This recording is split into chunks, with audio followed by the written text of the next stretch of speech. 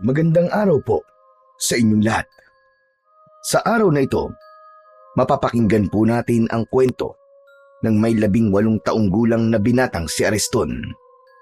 Makikilala niya ang isang lalaking palaboy na babago sa diskarte niya sa buhay. Kasabay ng pagbabalik ng palaboy sa kanilang baryo, ang pamiminsala rin ng kampon ng kadiliman. Ano kaya ang lihim na matutuklasan ni Ariston tungkol sa pagkatao ng lalaking palaboy? Magtagumpay kaya siya laban sa puwersa ng kadiliman? Sama-sama po nating pakinggan ang buhay at pakikipagsapalaran ni Ariston kasama ang antingerong palaboy sa Negros.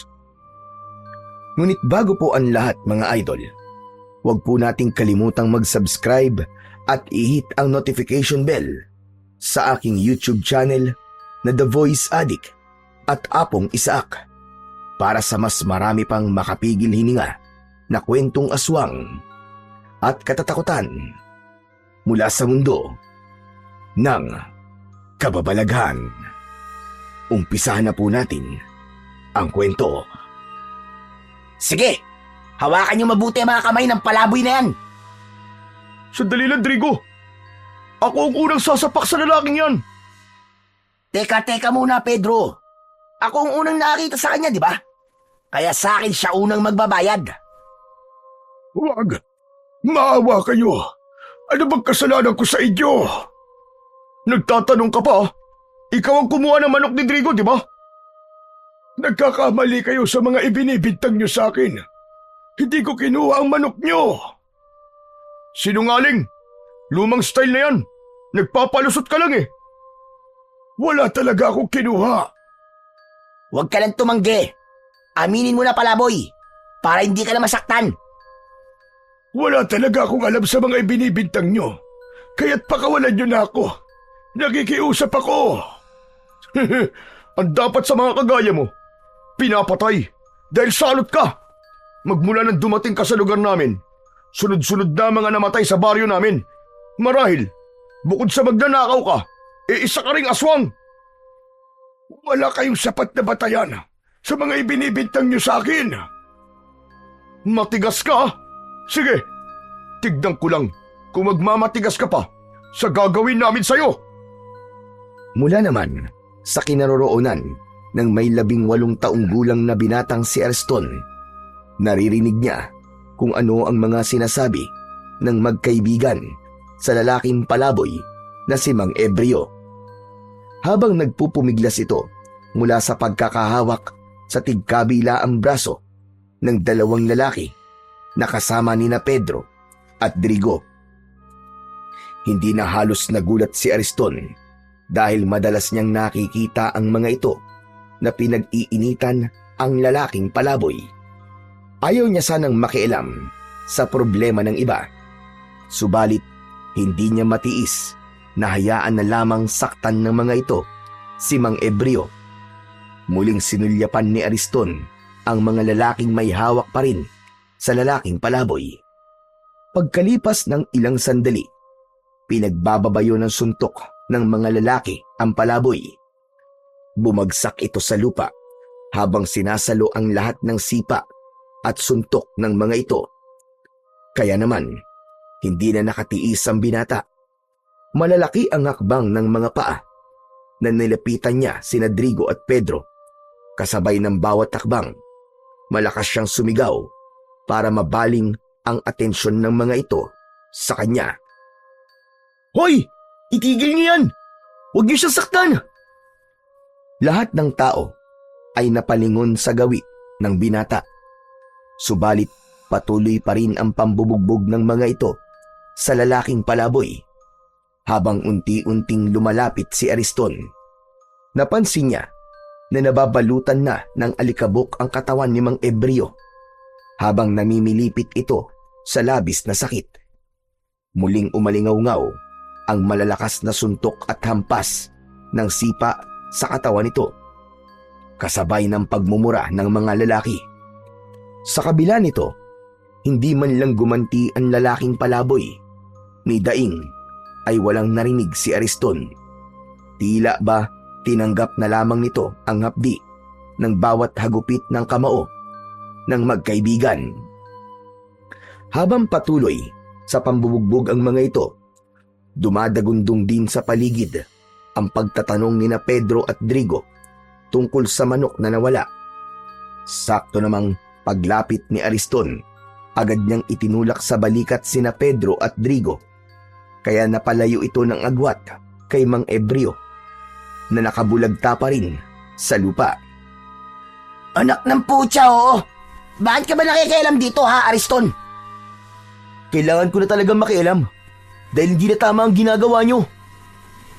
At sino ka para magsabi sa akin ng ganyan, ha?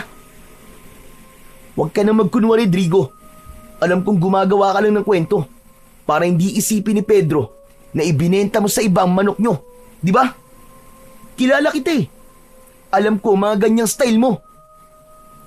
Drigo, anong sinasabi ni Ariston? Anak naman ng tutyang, oo. Huwag mong sabihing naniniwala ka sa kanya, Pedro. Drigo. Pwede ba? Alam mong totoo ang sinasabi ko. Nakita ko. Iniabot mo ang tandang kay Mantaning, di ba? Tumigil ka. Wala kang totohanan niya sinasabi mo. Bakit? Ayaw mo bang malaman ni Pedro na ibinenta mo sa iba ang manok nyo at sinolo mo ang pera? At para hindi ka makonsensya, inilibre mo siya ng alak, di ba? Tumigil ka na. Kung ayaw mo masaktan. Drigo, totoo ba ang sinasabi ni Ariston? O ano? Sumagot ka, Drigo. Tinatanong ka ni Pedro. Bumakas ang tuwa sa muka ni Ariston nang makita ang reaksyon ni Drigo. Halata yun sa paglikot ng mga mata at pamumula ng muka ni Drigo. Kaya naman, hindi na nakatiis si Pedro at agad nitong kinuwelyuhan ang kaibigan. Drigo, sumagot ka! Totoo ba ang sinasabi ni Ariston? Oo na. Ibinenta ko nga manok natin. Bitiwan mo na ang damit ko. Kung ganun, nasaan ang kaparti ko? Hati tayo dun, di ba? Wala na eh. Naubos ko na. Anak naman ng tutsa, oo. Akala ko ba magkaibigan tayo? Bakit niloko mo ako? Sinungaling ka. Wala kang kwenta. Tinalo mo ako. Abalyang binitiwan ni Pedro ang damit ni Drigo. Saka tuluyang umalis at naglakad papalayo sa kanilang kinaroroonan. Kaya naman, galit na hinarap ni Drigo si Ariston. Lintik kang buwisit ka. Pakialamero ka talaga kahit kailan, Ariston. Dala ng matinding galit ni Drigo kay Ariston, agad itong nagpakawala ng malakas na suntok. Tumama yun sa kanyang muka, ngunit hindi siya natinag. Sumugod na rin ang dalawa pa nitong mga kasama at pinagtulungan siya ng mga ito na bugbugin. Sa simula, nagawa niyang sabayan ang mga suntok at sipa ng dalawang lalaki. Mabilis ang kanyang mga kamao, kaya't ilang beses niyang napabagsak ang kalaban, kasama na si Drigo. Subalit habang lumilipas ang mga sandali, nagsimulang bumigat ang galaw ni Ariston at unti-unting nauubos ang kanyang lakas. Sa pagkakataong yun, nagsabay-sabay na ang tatlo sa pag-atake sa kanya. Dahil dito, hindi na iwasan ni Ariston ang pagtama ng kamao ng mga ito sa kanyang katawan. Bawat hampas ay nagdulot ng matinding hapdi sa kanyang kalamnan. Hanggang sa huli, nawalan ng lakas si Ariston at tuluyang bumagsak sa malamig na lupa. Hingal na hingal at halos hindi na makatayo. Hindi nagtagal, pinakawalan ni Drigo ang malalakas na suntok. Sinunggaban nito si Ariston sa damit at sa tindi ng galit nito, binayo ng suntok sa muka ang binata. Dumugo ang labi at ilong ni Ariston at sa bawat suntok, nag-iwan ito ng pasa at sugat sa kanyang muka. Hindi pa nakontento, Sinipa pa siya nito sa tagiliran, dahilan upang mapaubo si Ariston sa labis na sakit. Ang lupa ay nabahira ng dugo at ang hangin ay napuno ng mga ungol ng sakit mula sa bibig ng binata. Sa gitna ng karasang yun, biglang dumating si Lolo Castor. Mga walang hiya kayo! Anong ginawa niyo sa apo ko? Huwag kang makialam dito, tanda. Baka ikaw naman ang samain sa akin. Bakit hindi ako makikialam? Pinapatay mo lang ang apo ko, buwisit ka! Lolo Castor, lumayo po kayo sa kanya. Huwag po kayong lalapit. Pambihira ka naman, Ariston. Ano ba nangyari? Inawat ko lang po sila eh.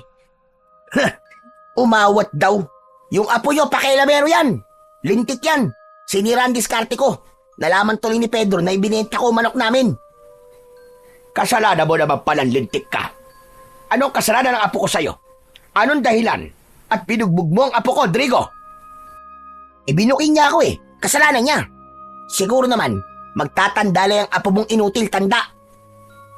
Ikaw ang dapat na magtanda.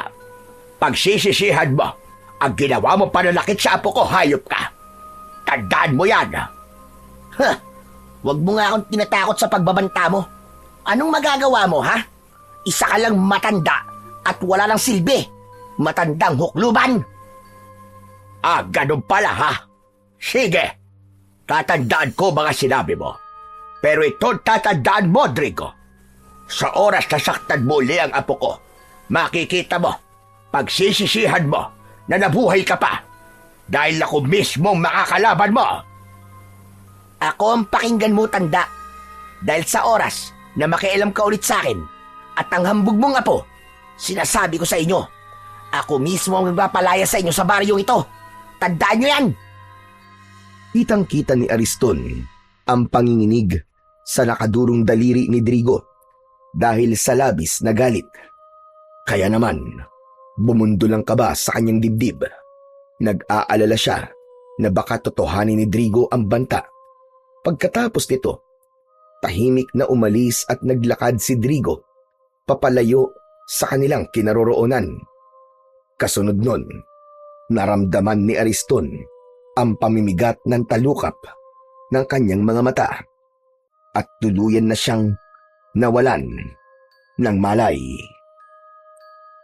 Sa muling pagbabalik ng malay ni Ariston, ay naramdaman niya ang maligamgam na tubig na dumadampi sa kanyang balat. Kasabay nito, naririnig din niya ang mahihinang bulong ng matanda sa pagsambit nito ng isang orasyon.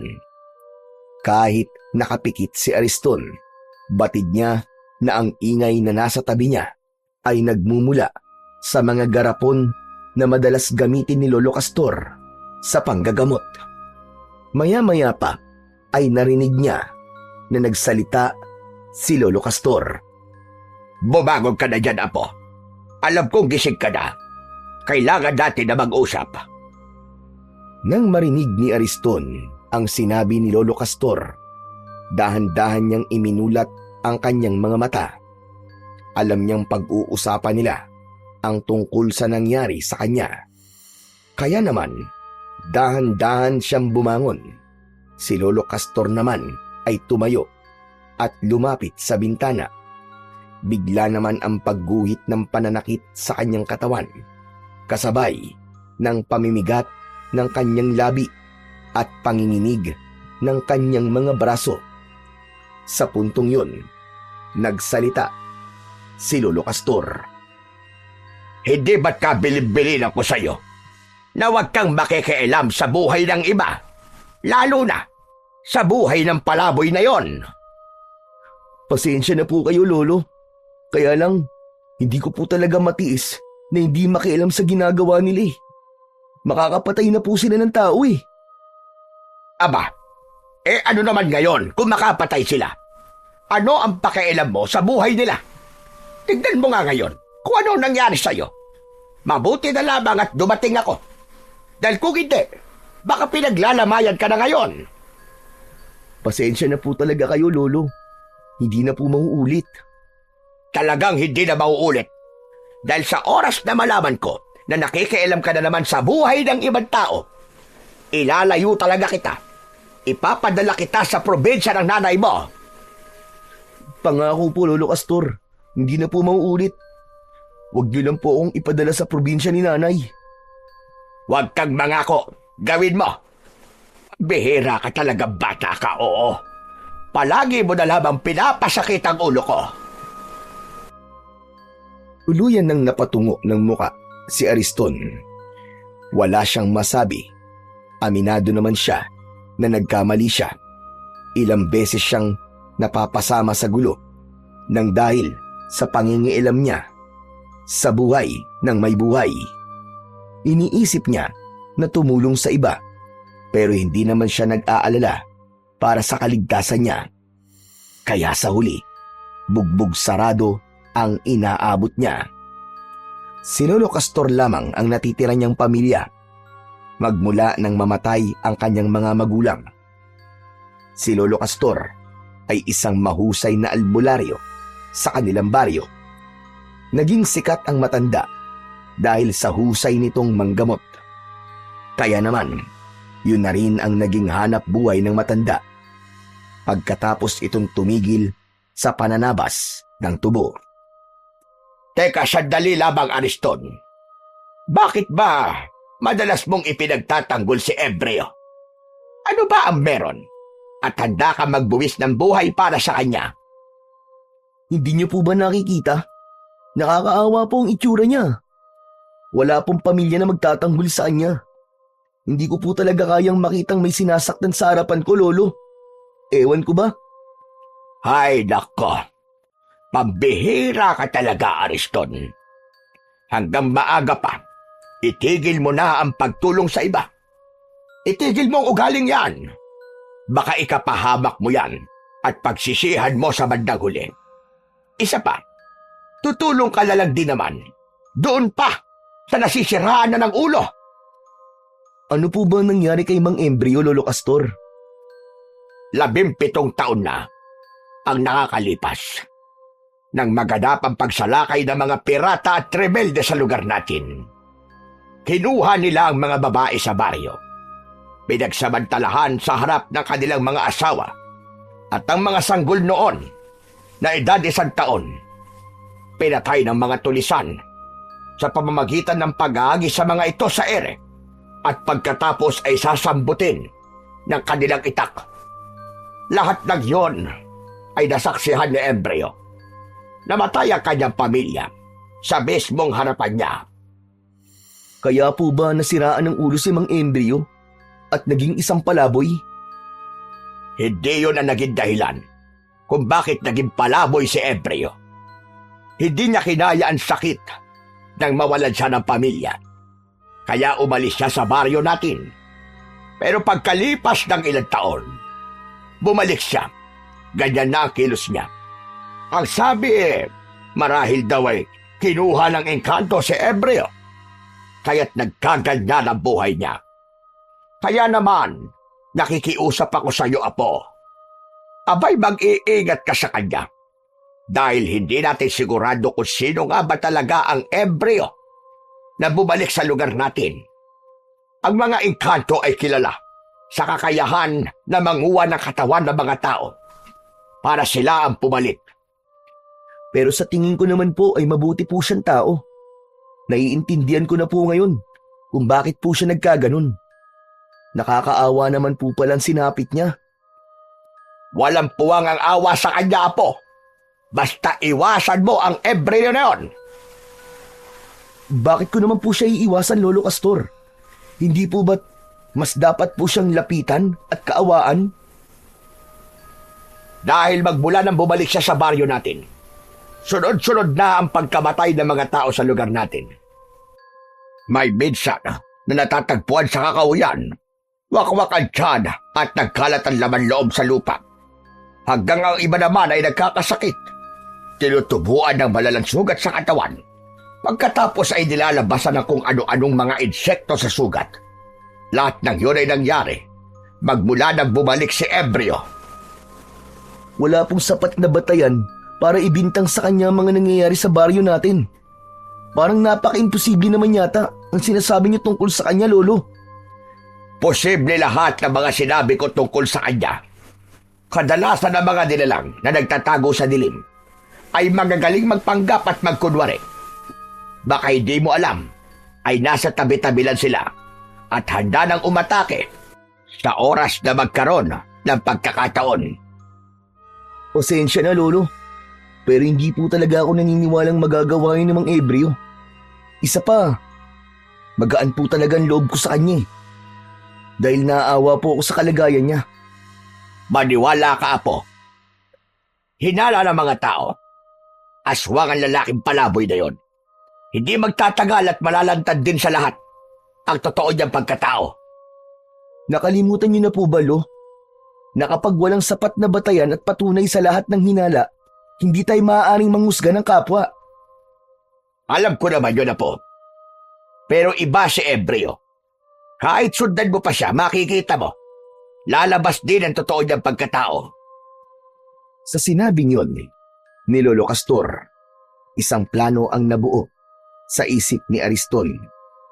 Sa isip niya ay susundan niya si Mang Ebreo para malaman kung may katotohanan ba ang sinasabi ni Lolo Castor. Isang malalim na buntong hininga ang pinakawalan ni Ariston. Hindi na siya nagtanong pa sa matanda. Maya-maya pa ay muling nagsalita ang matanda. Hala, sige na. Bumangon ka na dyan. Basta mga biling ko sa'yo, huwag mong kalilimutan nang hindi ako nag-aalala sa'yo, iho. Huwag na po kayo mag-alala, Lolo Castor. Hindi ko na po kayo bibigyan ng sakit ng ulo. Pangako po. Abay, dapat lang. Baka yan pa maging dahilan ng maaga kong kamatayan.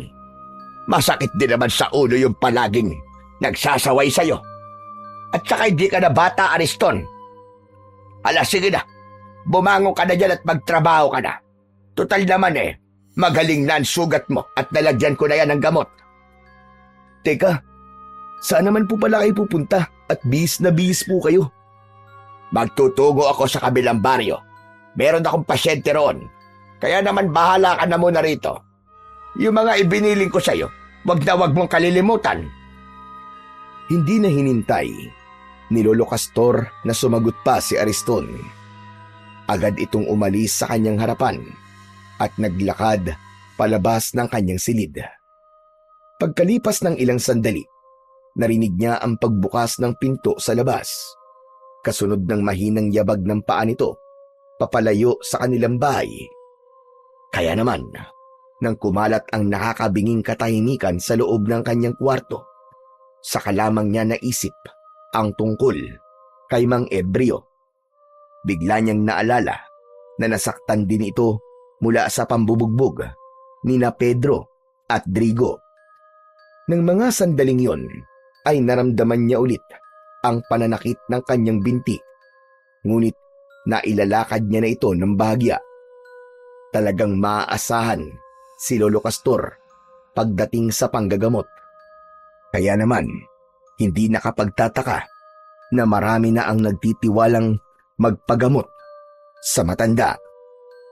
Pagkalipas ng ilang araw, matapos siyang bugbugin ni Drigo at ng mga kasama nito, bumalik na si Ariston sa nakasanayan niyang gawain. Kagaya ng dati, nagsimula siyang magtrabaho sa tubuhan ni Kaloy. Banayad ang hagod ng kanyang itak habang tinatabas ang mga tubo, nang bigla niyang naramdaman na bahagyang lumalamig ang ihip ng hangin. Saka lamang niya napansin na malapit na palang dumilim ang paligid. Kaya naman, nagpasya si Ariston na lisanin ang lugar na yon. Pagkaraan ng ilang sandali, habang tinatahak niya ang daan pauwi sa kanilang bahay, bigla niyang naalala si Mang Ebreo. Ilang araw na rin ang lumipas, pero hindi ko na nakikita si Mang Ebreo. Nasaan na kaya siya ngayon? Ano na kayang kalagayan niya? Tumigil sa paglalakad si Ariston nang makasalubong niya si Drigo. Nakatungo ang mukha nito at balot ng balabal ang buo nitong katawan. napakunot ang kanyang noo, kaya napatitig siya sa muka ng binata. Napansin niya kagad ang mga sugat nito sa balat. Nagtutubig yun at namamaga. Hindi siya maaaring magkamali. Sakit yun ng mga taong dinadapuan ng peste o salot na sakit sa kanilang lugar. Kaya naman, bigla niya itong nilapitan at hinawakan ang mga kamay nito. Drigo, sandali lang! Ano nangyari sa balat mo? Hinablot nito ang braso mula sa pagkakahawak ni Ariston. Pagkatapos ay tinignan siya nito ng matalim. Dinuro siya nito sa kanyang muka habang nanginginig sa galit. Wag mo akong hahawakan, Ariston, ha? Ang hayop na palaboy na yun. Tignan mo ang ginawa niya sa akin. Ha? Sandali, anong ibig mo sabihin, Drigo? Si Mang Ebreo ang may gawa nito sa akin, Ariston. Sigurado ko na binarang niya ako para makaganti siya sa akin. Hahanapin ko talaga siya. Pagbabayaran niya to, umanda siya sa akin. Teka, sandali lang. Sa tingin ko hindi niya kasalanan kung bakit nangyari yan sa'yo. Dati na may ganyan na sakit na kumakalat sa baryo natin, di ba? Kaya huwag ka magpadalos-dalos ng desisyon. Hindi ako tanga, Ariston. Siya lamang ang gagawa nito sa akin. Alam ko, mambabarang ang hayop na yon. Papatayin ko siya. Isinusumpa ko. Nahahanapin ko siya kahit saan pa siyang lupalok magtago. Kaya kung alam mo kung nasan si Mang Ebreo, ang mabuti pa sabihin mo na. Drigo, kahit alam ko pa kung saan siya nagtatago, wala kang maaasahan na tulong mula sa akin. Kaya makakaalis ka na. Hanapin mo siya na mag-isa kung gusto mo. Siguro magkasabwat kayong dalawa, no? Kaya mo siya pinagtatakpan. Kung ganun, si Lolo Castor ang tatanungin ko. At sa oras na hindi niya gawin na sinasabi ko, ang lolo mo ang papatayin ko. Tandaan mo yan. Sabay alis ni Drigo sa kanyang harapan. Sinubukan ni Ariston na pigilin ito, ngunit ang balabal nito ang nahawakan niya. Kaya naman, natanggal ang pagkakabalot nun sa katawan ni Drigo. Lumantad sa paningin ni Ariston ang nakakadiring itsura ng buong katawan ni Drigo, kasunod ng pag-alingasaw ng masangsang na amoy mula sa katawan nito. Sa pagkakataong yun, pareho silang natigilan. Kitang-kita ni Ariston ang mga sugat sa balat nito, namamaga at nagtutubig. Ang bawat paligid ng sugat ay nangingitim na at may mabahong likidong tumutulo na tila nana. At habang pinagmamasdan ni Ariston ang sugat sa katawan ni Drigo, lumabas mula sa sugat nito ang buhay at maliliit na ipis. Nagtatatalon si Drigo na pilit na pinipispisan ang sarili nitong sugat upang matanggal ang mga isip. Gusto niyang masuka, ngunit mas nangibabaw ang pag-aalala niya sa mga nakikita. Sa kabila ng sakit na nararamdaman ni Drigo, pilit nitong piniga ang sugat. Hindi halos magawang tignan ni Ariston ang mga nangyayari sa kanyang kaharap. Gusto niya itong lapitan. Gusto niyang tulungan. Ngunit ibinilin sa kanya ni Lolo Castor na kapag nakaharap niya ang mga taong may ganong kondisyon, ay huwag niyang hahawakan ang mga yon.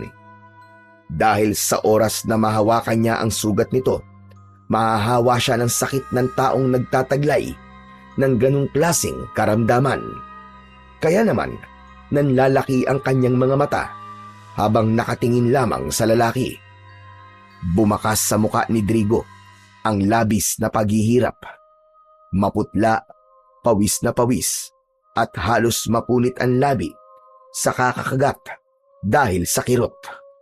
Ang bawat hininga nito ay mabilis na parang pagod. Naluluha ang mga mata dahil sa takot sa mga ipis. Sa katahimikan ng kakauyan, ang daing at ungol ni Drigo ang kanyang naririnig. Isang nakapangingilabot na eksena ng isang taong winawasak, hindi lamang ng sugat, kundi ng karumihan at kasindak-sindak na paghihirap mula sa mambabarang. Kung nangyayari yan sa'yo, Drigo, bakit hindi ka magpagamot kay Lolo Castor?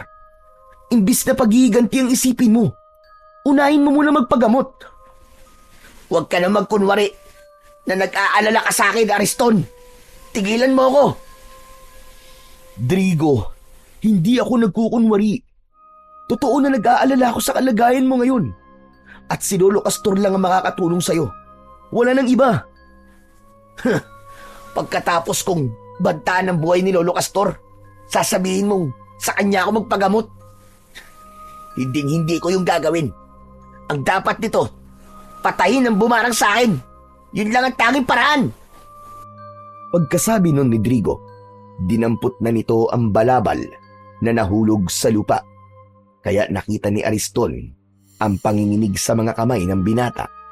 Nang mahawakan nito ang balabal, ay mabilis nitong ibinalot sa kanyang katawan at umalis sa lugar na yon. Nahabol na lamang ng tingin ni Ariston ang nagmamadaling si Drigo. Pagkatapos ng mga nangyari kay Drigo, parang gusto na rin niyang maniwala na si Mang Ebreo ang may kagagawa nun. Kaya naman, mas tumindi ang pagnanais niya na sundan ang lalaking palaboy. Nang mawala sa kanyang paningin si Drigo, malungkot na naglakad si Ariston pauwi sa kanilang bahay. Habang tinatahak niya ang daan papunta sa kanilang kubo, ay hindi sinasadya na nakita niya si Mang Ebreo. Papunta rin ito sa madilim na bahagi ng kakauyan. Nagtataka na napatago sa likod ng puno si Ariston. Ito na ang tamang pagkakataon para sundan siya. Gusto kong malaman kung may katotohanan ba ang sinasabi ni Drigo at ni Lolo tungkol sa kanya. Tumingala muna si Ariston sa langit at nakita niya na malapit ng dumilim. Ngunit yun na ang pagkakataon na pinakahinihintay niya. Ang sundan si Mang Ebreo at alamin kung ano ang katotohanan. Pinagmasdan ng binata ang kanyang itak. Sa kadahan-dahan na naglakad pasunod sa matandang lalaki. Maingat at magaan ang kanyang pagakbang para hindi nito mahalata na sinusundan niya si Mang Ebreo. Lumipas ang ilang minutong paglalakad. Nakarating sila sa kabilang baryo. Mula sa kanyang pinagkukublihan na puno, tanaw niya na lumapit si Mang Ebreo sa pintuan ng isang babaeng may tindahan ng tinapay. Nang hihingi ang lalaki sa ginang. Sa una ay hindi muna ito kumilos sapagkat kinilala muna nitong mabuti si Mang Ebreo. Ngunit hindi nagtagal ay nagbigay rin ang babae ng tinapay kay Mang Ebreo. Nang matanggap nito ang tinapay, ay muli itong nagpatuloy sa paglalakad. Kinailangan ni Ariston na magpalipat-lipat sa mga puno na madadaanan niya habang hindi inaalis ang paningin sa ginagawa ng lalaking palaboy. Maya-maya pa ay huminto naman si Mang Ebreo sa tapat ng isang magandang bahay. Nakita niya na kumakatok ito sa pinto at nanghihingi ng pagkain. Subalit ipinagtabuyan ito at ipinahabol pa sa aso. Hindi inaasahan ni Ariston na masasaksihan niya ang ganong ugali ng mga tao. Kahit may ilang nag-abot ng tinapay o kanin kay Mang Ebreo, meron pa rin na mga taong may masasamang pag-uugali. Pagkalipas ng ilang oras na paglalakad at pagmamakaawa para sa pagkain, tuluyan na itong umalis. Dala ang kaunting piraso ng tinapay na nakasilid sa basang tela nito. Bawat bahay na nagbibigay rito ng pagkain ay nakikita ni Ariston na nilalagyan ng marka ang bawat dingding o pinto gamit ang palawit ng kwintas nito. Kaya naman, napapaisip si Ariston kung bakit ginagawa yon ni Mang Ebreo. Teka, bakit kaya nilalagyan niya ng tanda ang bahay ng mga taong nagbibigay sa kanya ng tinapay? At ang hindi naman nagbibigay sa kanya ng pagkain ay nilalagyan niya ng X na marka. Para saan kaya yun? Napakunot ang noo na bulong sa sarili ni Ariston.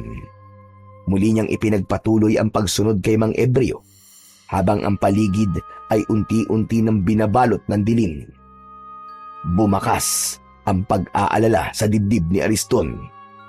Kailangan niyang makabalik kagad sa bahay nila upang hindi malaman ng matanda ang pinaggagawa niya habang wala ito. Mabuti na lamang at naisipan ni Mang Ebreo na bumalik sa gubat. Tinaak nito ang daan papunta sa kakahuyan. Maya-maya pa ay tumigil ito sa paglalakad. Sa tapat ng isang maliit na matandang punong balete, lumapit si Mang Ebreo. Inilapag nito ang daladala at umupo sa isang batong nababalutan ng damo. Pagkaraan ng ilang sandali ng pagpapahinga, sinimulan nitong buksan ang tinapay at marahang isinubo sa bibig. Dahan-dahang ninunguya na para bang bawat mumo ay mahalaga. Ang katahimikan ng paligid ang nagsilbing saksi sa kalungkutan ng buhay ni Mang Ebreo. Sa kabilang dako naman ng kakahuyan, nakatago si Ariston habang nakatingin pa rin sa ginagawa ng lalaking palaboy. Wala naman ako napapansin na kakaiba sa kanya. Kawawa pa nga ang kalagayan niya dahil sa ilang oras sa paglalakad niya, isang balot lamang ng tinapay ang nakuha niya at wala pang tubig. Muli siyang napatingin sa gawi ni Mang Ebreo. Kasunod nito ay maingat siyang nagpalipat-lipat sa mga puno upang hindi maramdaman ni Mang Ebreo ang presensya niya. Ang kanyang mga mata ay nakatutok sa bawat kilos ng matanda. Pinagmamasdan kung saan ito tutungo o anong lihim ang maaaring malaman niya rito. Tanging ang liwanag lamang ng sikat ng buwan ang tanglaw niya sa paligid. Naaalala niya na malapit ng sumikat ang kinatatakutan na pulang buwan. Yun ang hudyat ng muling pagkabuhay ng pinakamalakas na aswang. Ayon yun sa kwento ni Lolo Castor. Habang abala siya sa pag-iisip, ay napatungo siya at muling napasulyap sa gawi ni Mang Ebreo. Ngunit nanlaki ang kanyang mga mata. Nawala bigla ang matandang lalaki sa kinauupuan nitong bato. Hala! Nawala siya! Pambihira naman, oo! Nasaan si Mang Ebreo? Saan kaya siya nagpunta? Inilinga ni Ariston ang kanyang paningin sa buong paligid. Ngunit wala na talaga ang lalaking palaboy. Kaya naman, napilitan siyang lumabas sa kanyang pinagtataguan. Naglakad siya papalapit sa bato na inuupuan ni Mang Ebreo. Ang bilis naman niyang mawala. Pambihira! Akma na sanang paalis sa tapat ng puno ng balete si Ariston nang bigla siyang nakarinig ng mahinang pag-angil sa kanyang likuran. Biglang may malamig na hangin ang dumampi sa kanyang batok. Napalingon siya at doon niya nakita ang isang nilalang na tahimik na nakatayo sa kanyang likuran. Nakangising tumutulo ang malapot nitong laway. Ang nilalang ay matangkad, payat, ngunit bitaw ang matitigas na buto sa ilalim ng balat. Ang muka ay pahaba, may malalaking mata na kulay dilaw na kumikislap pa nga sa dilim. Ang bibig nito ay nakanganga at mula roon nakalitaw ang mahahabang pangil na tila panghayop habang ang dila ay mahaba. Ang mga kuko nito ay matutulis, kasing haba ng patalim at ang balat ay kulay abong nanunuyo, parang balat ng bangkay.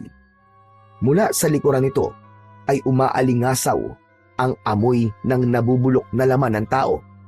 Nakakasulasok at nakakapangilabot. Nanlamig ang buong katawan ni Ariston.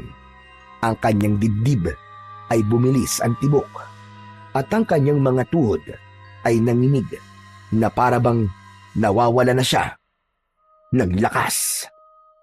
Ramdam niya ang paggapang ng takot mula ulo hanggang talampakan at ang kanyang lalamunan ay nanuyo na tila ayaw maglabas ng tinig.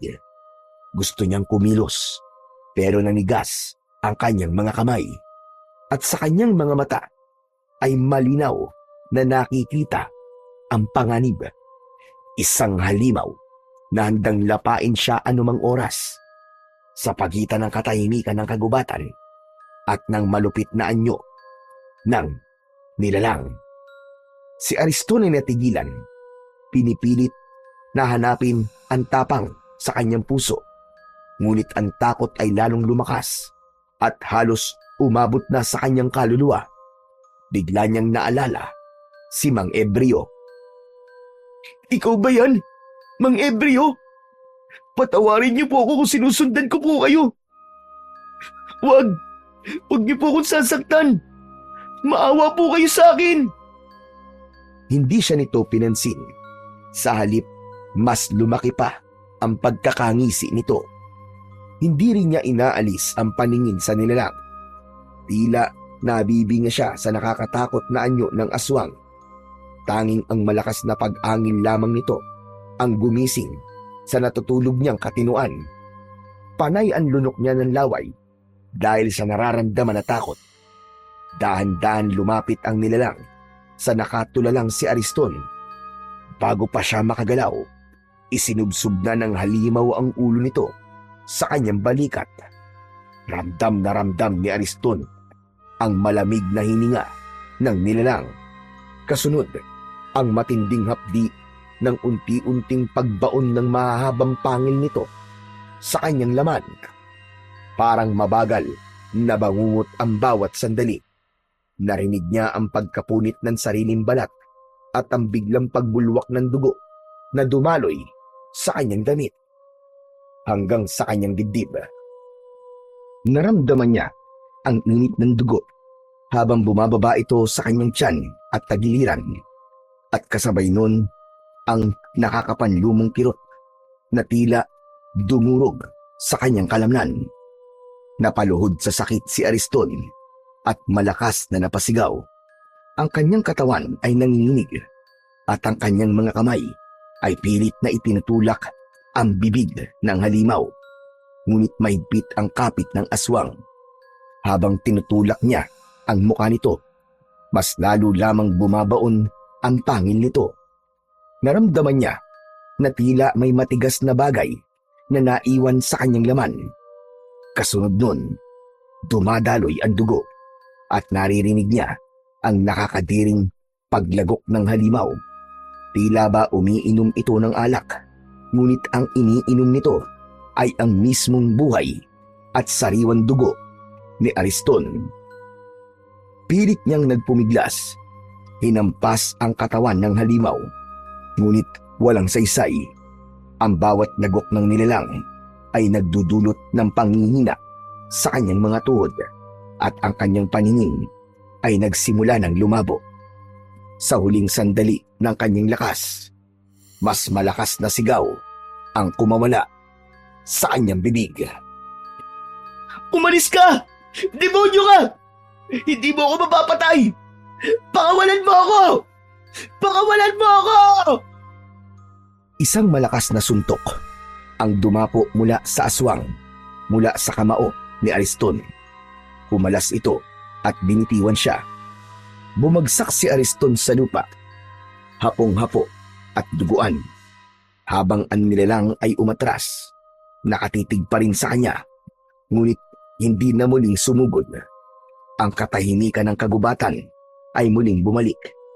Tanging mga ungol ng sugatan si Ariston at ang pagtulo ng dugo sa lupa ang nanatiling tunog ng gabing yun. Maya-maya pa ay biglang nagsalita ang nilalang na umatake sa kanya.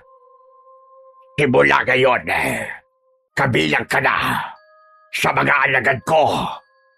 Nagtagumpay ako. Inilinga ni Ariston ang paningin sa paligid. Umaasa siya na merong tutulong sa kanya. Ngunit ang puno lamang ng balete ang tanging saksi sa mga nangyari sa kanya. Alam niya na ngayon na si Mang Ebreo nga ang aswang na pumapatay sa mga tao. Pagkatapos magsalita ng nilalang, ay umalis ito sa kanyang harapan. Naiwan siyang nakaluhod sa lupa habang nararamdaman ang kakaibang sakit na gumagapang sa buo niyang kalamnan. Nagkikikisay ang kanyang katawan, tumitirik ang kanyang mga mata, at dala ng labis na paghihirap. Napunit niya ang kanyang damit dahil pakiramdam niya ay mainit ang kanyang katawan at tila may lalabas na insekto sa kanyang laman. Sandali pang nagkikikisay ang kanyang katawan, biglang tumulo ang malapot niyang laway. Nagugutom, nauuhaw. Yun ang kanyang nararamdaman ng mga sandaling yun. Ano nangyayari sa akin? Hindi maaari! Kahit hindi nakikita ni Ariston ang kanyang sarili, natitiyak niya na nahawahan na siya ng aswang. Isa na siyang ganap na halimaw. Hindi siya maaaring magkamali dahil ang nararamdaman niyang gutom at uhaw ay hindi para sa normal na pagkain, kundi sa karne ng tao. Napayuko si Ariston, hingal at duguan, nang biglang may dumaloy na kakaibang init sa kanyang mga ugat. Mula sa kaibuturan ng kanyang dibdib ay sumiklab ang isang malakas na kapangyarihan, at sa isang iglap ay nagliyab ng malaapoy na liwanag ang kanyang buong katawan. Ang paligid ay nabalot ng maningning na kulay pulang liwanag. Tila apoy na hindi nakakasunog, ngunit umaalab ng kakaibang lakas. Ang kanyang damit na punit-punit ay dahan-dahang nilamon ng liwanag hanggang sa tuluyang maglaho ang mga bakas ng pagkasira. Maging ang malalim na sugat sa kanyang balikat na kanina lamang ay umaagos ang dugo, ngayon ay mabilis na naghihilom, na parabang hindi ito kailanman nagkaroon ng sugat. Ang bigat at sakit sa kanyang katawan ay napalitan ng kakaibang lakas.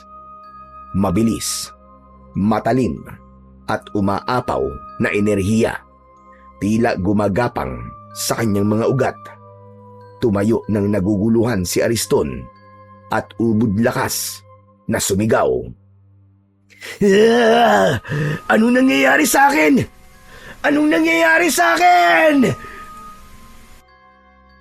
Sa kabila ng kanyang pagtataka, mas pinili niyang maghanap ng pagkain na tatanggal sa nararamdaman niyang gutom. Biglang bumilis ang kanyang mga kilos. Ang kanyang mga mata ay nagniningning na parabang mata ng isang mabangis na nilalang. Sa di kalayuan, napansin niya ang isang usa na namamahinga sa ilalim ng isang punong kahoy. Hindi siya nag-atubili. Sa isang kisap mata ay tumalon siya at sinalakay ang hayop na yon.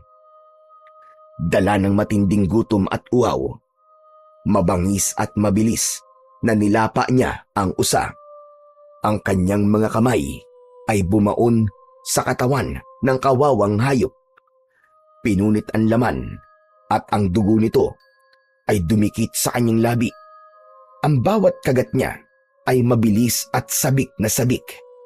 Ang malamig na karne ng usa sa kanyang bibig ay nginuya niya na parang hayop na gutom na gutom.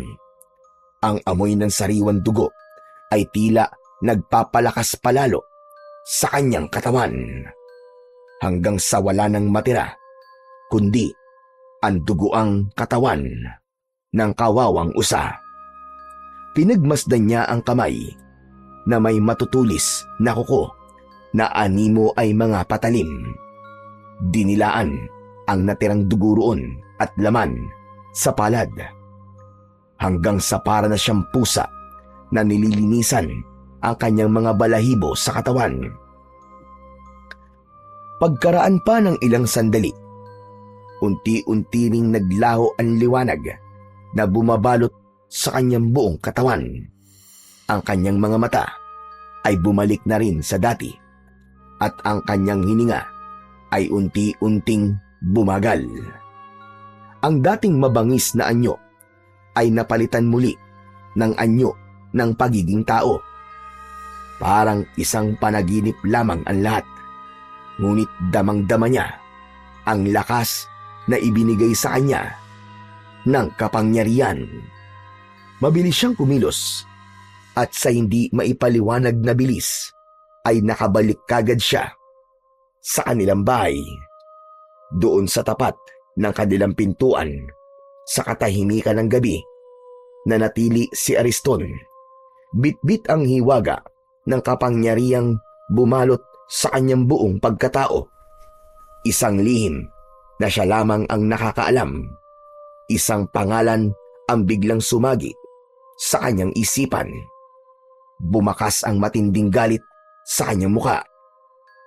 Pagbabayaran niyang ginawa niya sa akin. Ako mismo ang papatay sa iyo, Mang Ebreo. Natitiyak ko. Ikaw lang. Ikaw ang may gawa nito sa akin. Nakuyom ni Ariston ang kanyang kamay. Galit na galit siyang nakatingin sa nakasaradong pintuan. Maingat siyang pumasok sa loob ng kubo. Magaan ang hakbang ng paa upang maiwasan ang ingay. Isinumpa ni Ariston sa kanyang sarili na tatambangan niya ang lalaking palaboy at papatayin upang makaganti sa lahat ng mga nangyari sa kanya. Ni hindi na niya ginising si Lolo Castor. Diretso siyang pumasok sa loob ng kanyang silid. Naupo siya sa gilid ng katre. Isang malalim na buntong hininga ang pinakawalan ni Ariston bago siya nahiga sa kanyang higaan.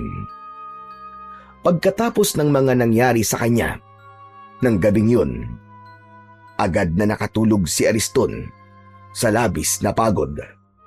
Hindi niya namalayan na merong isang anino ng nilalang na nakatingin sa labas ng kanyang bintana.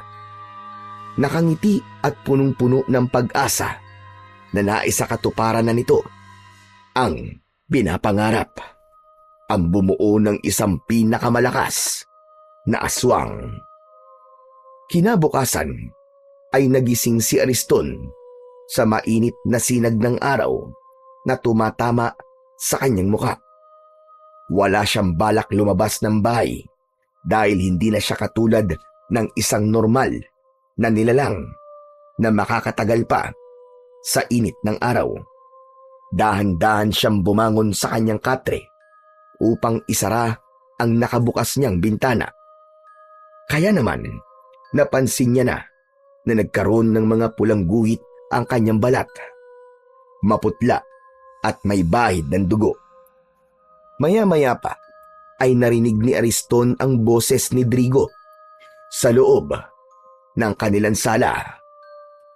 Nais na nitong magpagamot sa matandang albularyo na si Lolo Castor dahil hindi na nito kaya ang labis na sakit na nararamdaman. Pagkatapos na marinig ni Ariston ang pakiusap na yun ni Drigo, lumapit siya sa pintuan at sinilip ito sa siwang ng dingding. Parang awa niyo na, Lolo Castor. Iligtas niyo ako. Tulungan niyo ako. Hindi ko na talaga kaya. Hindi ko na kayang matagalan ang sakit na nararamdaman ko. Yan ang napapala ng masasamang tao na kagaya mo. Tatanggapin ko po ang lahat ng masasakit na salita na sasabihin niyo, Lolo Castor. Basta tulungan niyo lang po ako. Nagmamakaawa po ako sa inyo. Tulungan niyo ako. Tulong para saan? Para mapagalingin ang malakas na barang sa katawan mo? Wala ng gamot ang makakapagpagaling sa'yo. Maliban na lamang kung papatayin mo ang may gawa niyan sa'yo. Handa akong pumatay. Gumaling lang ako sa sakit ko to.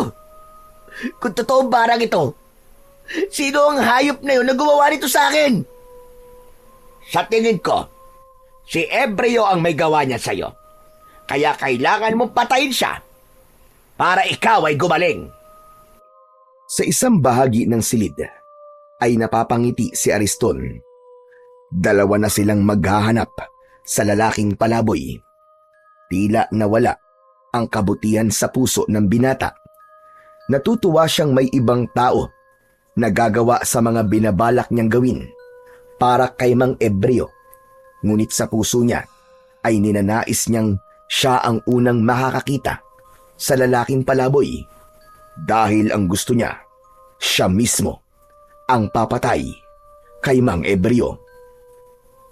Pagkatapos mag-usap sina Lolo Castor at Drigo, nagpaalam na ang binata sa matanda. Samantalang si Ariston naman ay nanatiling nakikiramdam sa kilos ng matanda sa labas ng sala. Bigla niyang napansin na papalapit sa kanyang silid ang kanyang Lolo Castor. Kaya naman, mabilis siyang naghanap ng balabal. Kailangan niyang maitago sa matanda ang kanyang kalagayan. Nang makuha niya ang balabal, ay agad niyang ibinalot yun sa kanyang katawan. Kasunod nito, narinig niya ang boses ng matanda sa labas ng nakasarado niyang pintuan. Apo! Apo! Ariston! Gumising ka na dyan. Nakaluto na ako ng almusal natin. Hala, sige na. Halika na rito. Sabayan mo na akong kumain. Mamaya na lamang po ako, Lolo Castor. Masama lang po ang pakiramdam ko. Mauna na po kayo. O sige, ikaw bahala. Mauna na akong kumain ha. Kailangan ko pa magpunta sa bahay ni Pedro. Nabalitaan mo na ba nangyari kina Drigo at Pedro? Po? Hindi pa po. Sagot niya sa tanong ni Lolo Castor. Nagkunwari siyang walang nalalaman tungkol sa nangyayari sa magkaibigan. Tila lampasan ang kanyang tingin at nakikita ang matanda na nakatayo pa rin sa labas ng kanyang silid. Alam mo ba na dinapuan sila ng malubhang karamdaman na para bang isang itim na barang? Si Drigo, humingi siya ng tulong sa akin at alam na niya kung sino ang bumarang sa kanya. Siguro naman maniniwala ka na sa akin. Si Ebreo, ang mambabarang na pumapatay sa mga biktima. Marahil ay naghihiganti siya sa mga taong nanakit sa kanya. Opo, naniniwala po ako sa inyo, Lolo Castor. Narinig ko po kayong nag-uusap kanina ni Drigo. Bumalik ang palaboy na yun para maghasik ng lagim. Nagkiskisan ang mga ngipin ni Ariston. Sa labis na galit, nakuyom niya ang kanyang kamao. Sa isip niya ay hihintayin lamang niya ang pagsapit ng gabi at aabalahin niya ang kanyang sarili sa paghahanap sa lalaking palaboy. Hindi na nagsalita si Lolo Castor sa labas ng kanyang silid. Narinig niya ang mga yabag ng paa nito papalayo sa tapat ng pinto. Isang malalim na buntong hininga ang pinakawalan ni Ariston bago siya bumalik sa higaan. Ilang saglit lang ang lumipas ay muli siyang nakatulog. Hindi niya na namalayan kung gaano kabilis lumipas ang mga oras. Pagkagising ng binatang si Ariston, nagulat siyang madilim na naman ang paligid. Agad niyang kinuha ang kanyang itak na nakasabit sa dingding at sa bintana siya dumaan. Paglapat ng kanyang mga paa sa lupa, mabilis niyang tinahak ang daan papunta sa kakahuyan. Pagsapit niya sa gitna ng kagubatan, malinaw niyang nakikita ang daan dahil sa maliwanag na sikat ng buwan. Batid niya na doon dadaan si Mang Ebreo. Kaya naman, naghintay siya ng ilang minuto habang nakatago sa likod ng puno ng balete. Hindi nga nagtagal, nakita niyang papalapit sa balete si Mang Ebreo. Pasa nito ang isang lumang sako na puno ng kalakal. Mabagal ang hakbang ng matanda, tila ba pagod sa maghapong panlilimos ng pagkain. Naalala ni Ariston kung paano siya nito kinagat sa balikat Isang bagay na lalong nag-udyok sa kanya upang harapin ito ngayong gabi. Nang tuluyang makalapit si Mang Ebrio, mabilis na lumabas si Ariston mula sa kanyang pinagtataguan at hinarangan ito sa daan. Bago pa makagalaw ang matanda, itinaas na ni Ariston ang kanyang itak at itinutok yun sa dibdib ni Mang Ebrio. Bumakas ang gulat at pagtataka sa anyo ng matandang lalaki. Anong ibig sabihin yan? Umasta ito na parang nasisiraan ng ulo. Nagsasasayaw na patuloy sa pagkukunwari. Ngunit sa inis ni Ariston, inatake niya ito ng taga sa katawan na agad naman itong naiwasan. Sumeryoso ang mukha nito na tumingin sa kanya. Nawala ang bakas ng pagiging siraulo ni Mang Ebrio. Buong kahandaan na napaatras ito ng hakbang. Ngunit ang mga mata ay nanatiling nakatingin sa kanyang kamay na may tangan na itak. Unti-unting nagbago ang anyo ni Ariston. Mula sa pagiging tao ay naging isang halimaw ito na umaangil ng dahil sa labis na puot at galit. Ni hindi nagulat ang kaharap.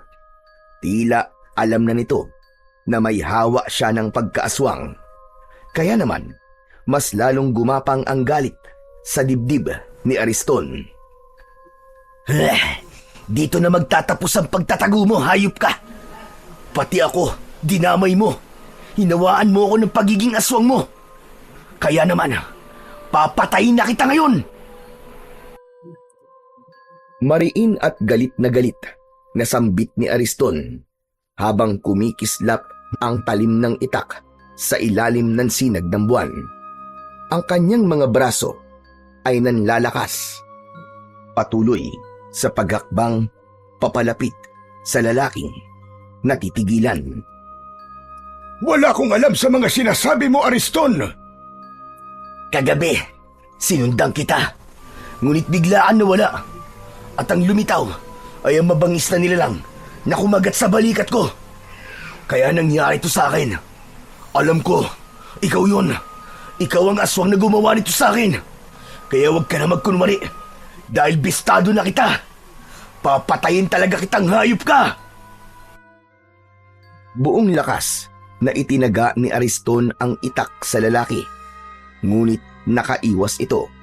Habang patuloy sa pag-atake si Ariston, nagsalita naman si Mang Ebrio. Nagkakamali ka sa inaakala mo.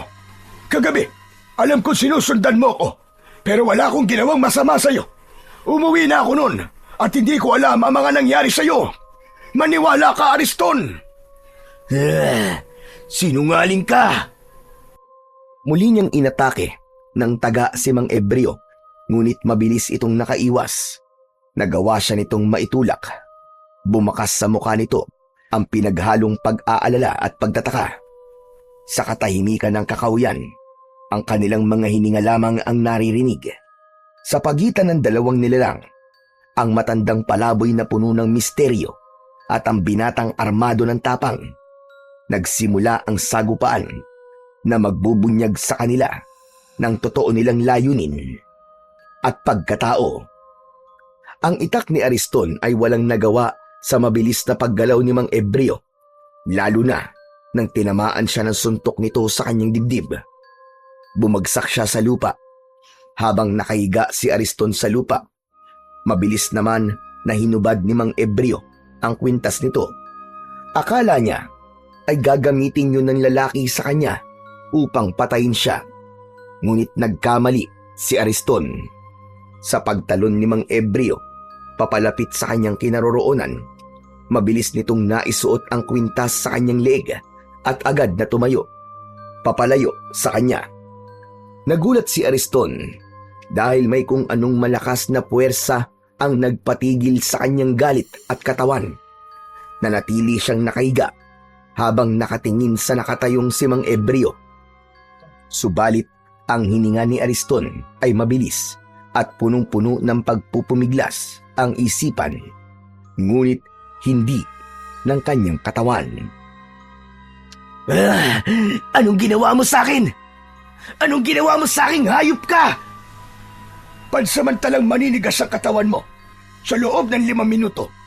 Sapat na yon para mapakinggan mo ang mga sasabihin ko sa'yo. Alisin mo to! Alisin mo to, hayop ka! Alisin mo to!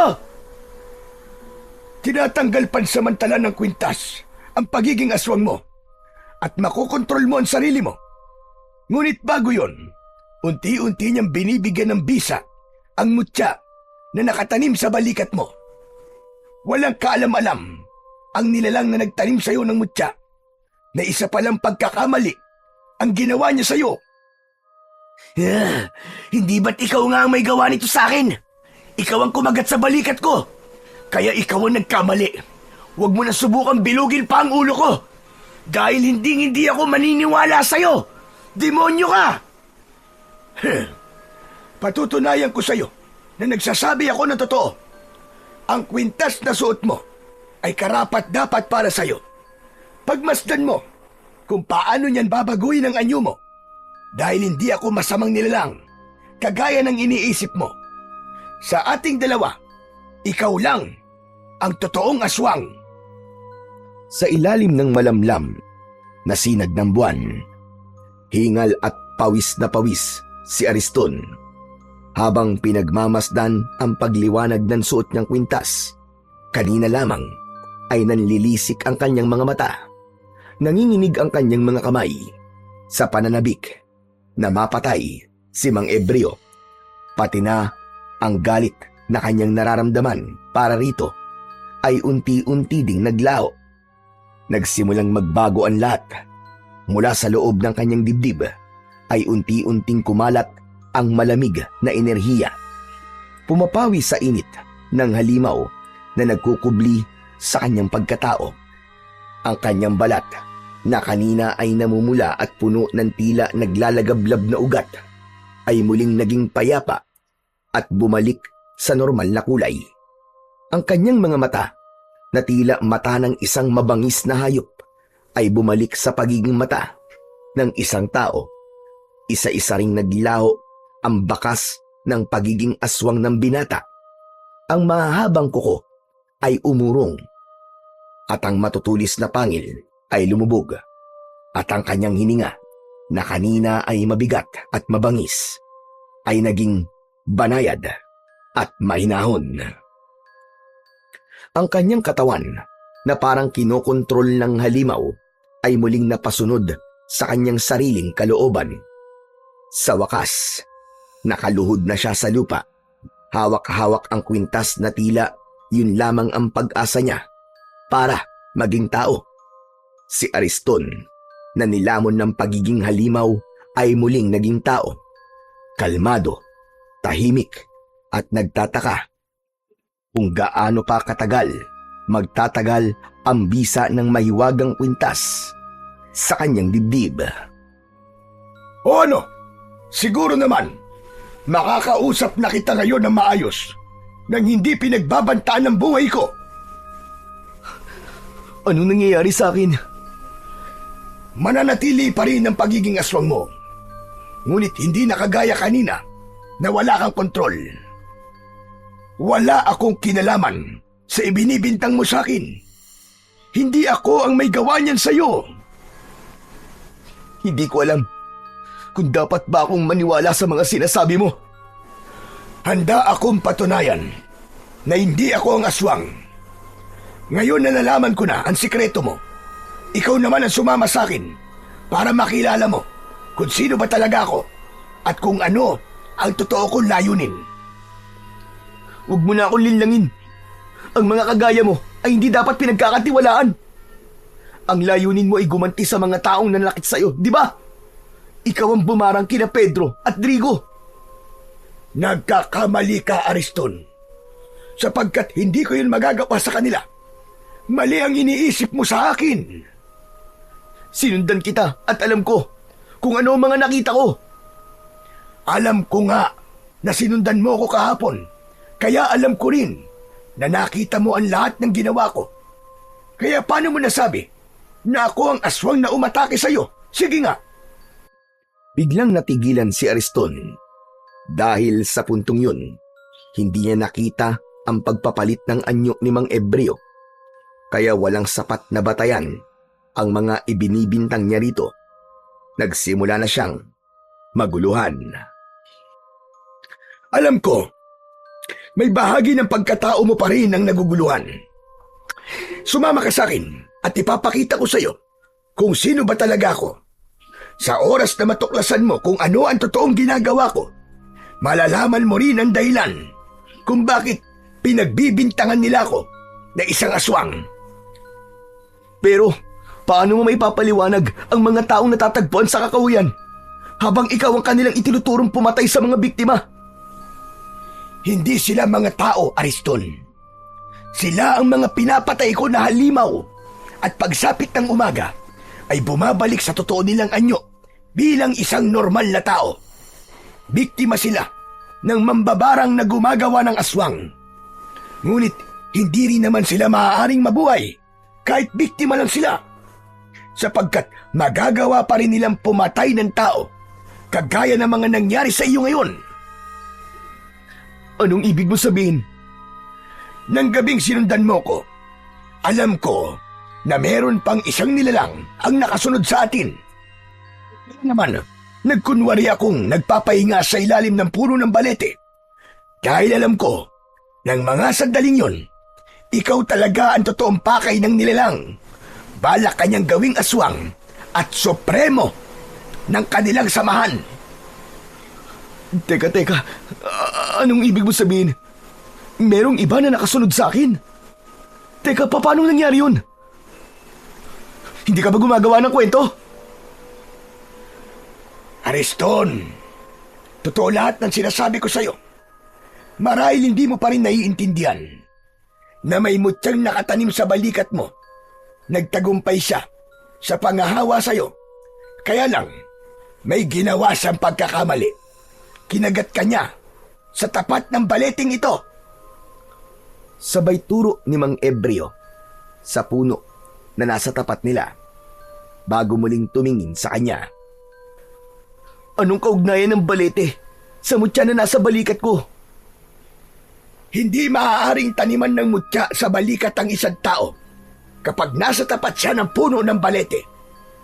Dahil ang enerhiya ng mga engkanto na nangangalaga sa puno ng balete ay sumanib sa mutyang nasa balikat mo.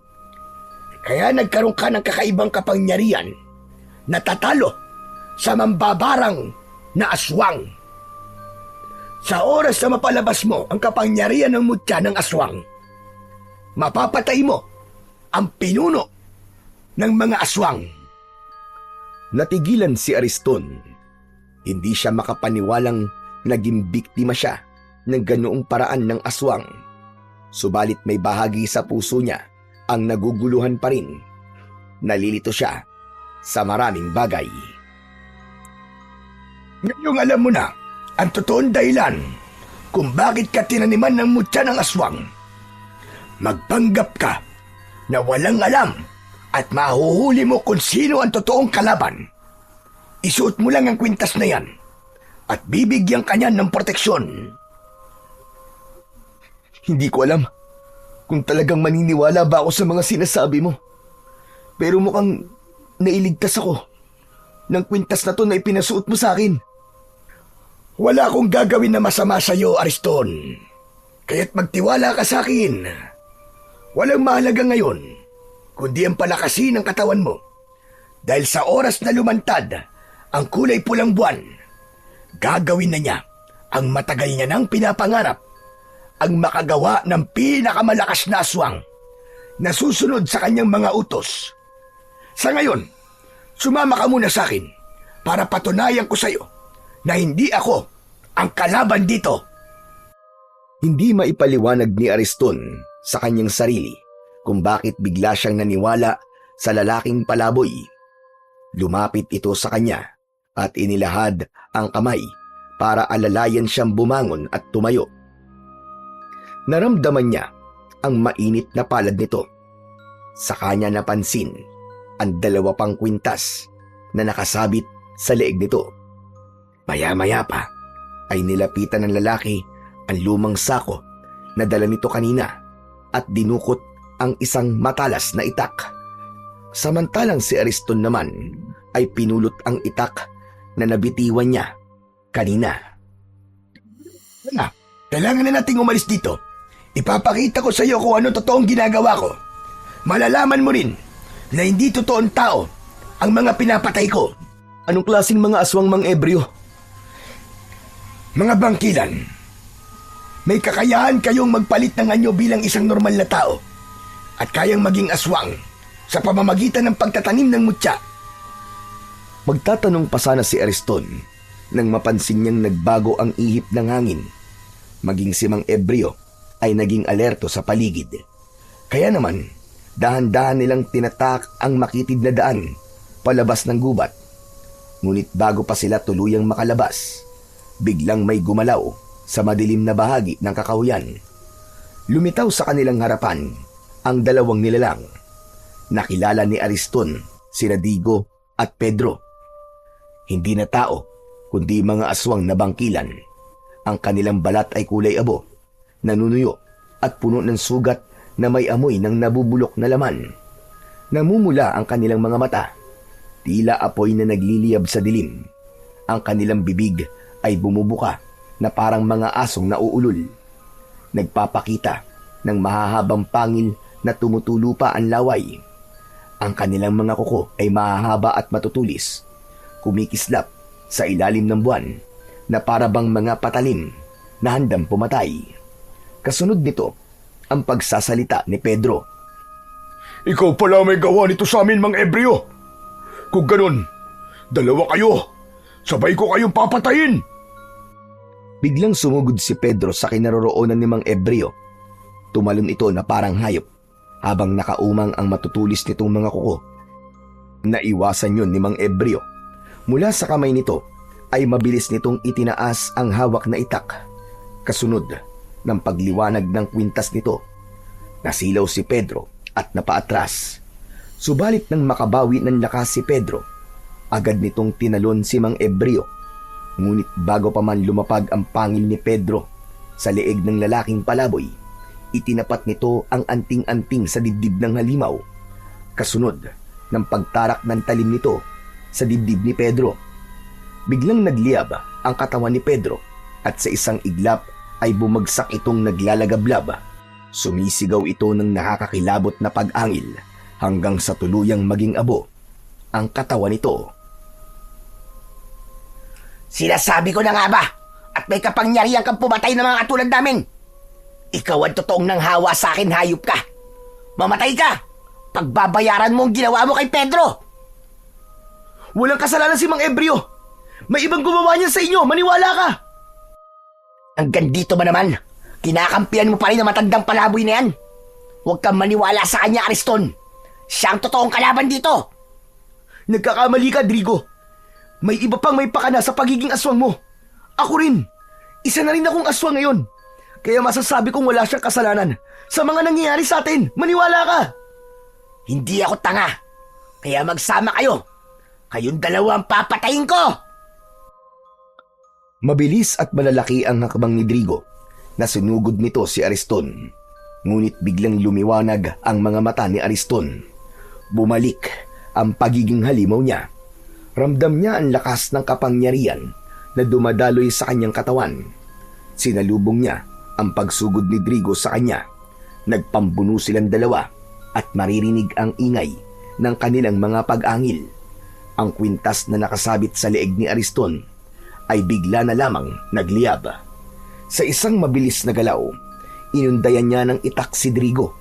Bumao ng talim sa sugat nito at mula sa loob ng katawan ni Drigo, sumabog ang malakas na kulay pulang liwanag. Ang halimaw ay bumagsak sa lupa. Nagkikikisay ang katawan na parabang nalalaso nito. Pagkalipas ng ilang sandali, nasunog ang katawan nito hanggang sa wala nang natirang bakas, kundi abo na lamang na kumalat sa hangin. Humihingal na natigilan si Ariston. Nanlalaki ang mga mata sa nangyari. Doon niya nalaman na ang kapangyarihang nananalaytay sa kanyang mga ugat ay hindi sumpa, kundi isang sandata na magagamit niya laban sa kasamaan. Samantalang si Mang Embryo naman ay nakatitig sa kanya at seryosong nagsalita. Ngayon alam mo na, Ariston. Sila ang totoong kalaban. Hindi ako makapaniwala na isa kayong manunugis ng aswang. Nagkuunwari lang pala kayong palaboy para hanapin ang mga halimaw na nabiktima ng mambabarang. Tsaka, bigla ko po naalala. Nang hapon po na sinundan ko kayo, napansin ko po na naglalagay kayo ng marka sa labas ng pintuan ng mga taong mabait at naging masama sa inyo. Dahil pagsapit ng kulay pulang buwan, lahat ng may marka ng X, tatawagin sila ng kanilang pinuno para masaksiyan ang pagsanib ng kapangyarihan ng kulay pulang buwan sa katawan ng napili nilang Supremo bilang isang ganap na pinakamalakas na aswang. At ikaw yun, Ariston. Ikaw ang gagawin niyang Supremo. Aba, teka sandali lang po. Paano pong ako? Paano pong nangyari yun? Sapagkat ikaw ang pinili ng pinuno. Mahirap malaman kung sino ang totoo nating kalaban. Ngunit hindi magtatagal ay lalantad siya sa oras na magsagawa na siya ng ritual para sa'yo. Kung ganun, may posibilidad din po na mapahamak po si Lolo Castor, ganun ho ba? Oo, lahat ng malapit sa'yo. Baka nga siya pa ang gamiting pain laban sa'yo. Kaya hanggat maaari, huwag ka munang lumapit sa lolo mo. Baka madamay siya sa mangyayari sa'yo. Kailan po ba lalabas ang kulay pulang buwan? Bukas ng hating gabi, lalabas ang kulay pulang buwan. Yun ang dahilan kung bakit nagpakita ako sa'yo. Dahil gusto kitang balaan. Sa oras na masinagang ka ng kulay pulang buwan, mag-ahari ang kadiliman sa puso mo. Wala kang maaalala at susundin mo lahat ang mga iuutos sa'yo ng taong gumawa sa'yo ng pagiging aswang. Diyos ko, ano pong gagawin ko? Ayoko pong maging aswang. Wala kang ibang gagawin kundi isipin ang kabutihan sa puso mo. Dahil sarili mong isip ang magiging kalaban mo. Ngunit sa oras na may maalala kang kabutihan sa puso mo, babalik ka sa dating katinuan at ikaw mismo ang papatay sa mambabarang na aswang na bangkilan. Bumundol ang kaba sa dibdib ni Ariston nang mahaplos niya ang palawit ng kwintas. Umaasa siya na malalampasan niya ang pagsubok na yon. Ang kailangan lamang niyang gawin ay labanan ang kasamaan. Buong isang gabi na naghanap ang dalawa ng mga aswang sa kagubatan. Lahat ng makasagupa nilang may hawa ng aswang ay pinapatay na nila upang mabawasan ang mga alagad ng mambabarang na aswang. Ang ilan na hindi nasunog ang katawan ay hinayaan nilang manatili sa kakawyan. Yun ang dahilan kung bakit iniisip ng mga tao na biktima ng aswang ang natatagpuan na patay sa kakawyan. At sa pagsikat ng araw, saka lamang sila matutunaw at masusunog. Nang matapos sila sa kanilang ginagawa, ay nagpasya ng umuwi sa bahay si Ariston. Itinago niya ang kwintas sa loob ng kanyang damit at nilinisan ang kanyang sarili bago siya pumasok sa loob ng kanilang bahay. Ngunit nagulat siya nang makita ang matanda na nakaupo sa harap ng lamesa. Naghahanda ito ng pagkain na madalas nitong ginagawa kapag sumasapit ang madaling araw. Anak naman ng tokwa, oo. Kaya panay ang tawag ko sa'yo sa loob ng kwarto mo hindi ka lumalabas. Saan ka ba nanggaling, ha? Nagpahangin lang po ako sa labas, Lolo Castor. Kalalabas ko lang naman po kanini. Sa bintana po ako dumaan dahil ayaw ko po kayong magising. Pagsisinungaling ni Ariston. Yun ang kauna-unahang pagkakataon na nagsinungaling siya sa matanda. Alam mo ba, Apo? Napapansin ko na madalas kang umaalis. Kapag pinupunta naman kita sa tubuan, wala ka naman doon. Teka ga, saan ka ba talaga nagpupunta, ha? Ang totoo po ay sinusundan ko po si Mang Ebreo. Dahil sabi niyo po, isa po siyang aswang. Gumuhit ang pag-aalala sa mukha ng matanda at napalapit ito sa kanya. Hinawakan ni Lolo Castor ang kanyang kamay at hinila siyang paupo sa bangko, paharap sa lamesa. Apo naman, bakit ka gumagawa ng dahilan na ikakapahamak mo? Itigil mo na ito at huwag ka nang makikialam sa problema ng iba. Hala, sige na. Kumain ka na habang mainit pa ang kanin. Paborito mo ito. Sinangag at tapa na karne ng baka. Ito ang ibinayad sa akin ng mga magulang ni Pedro. Ewan ko ba, nahihirapan na akong pagalingin sila.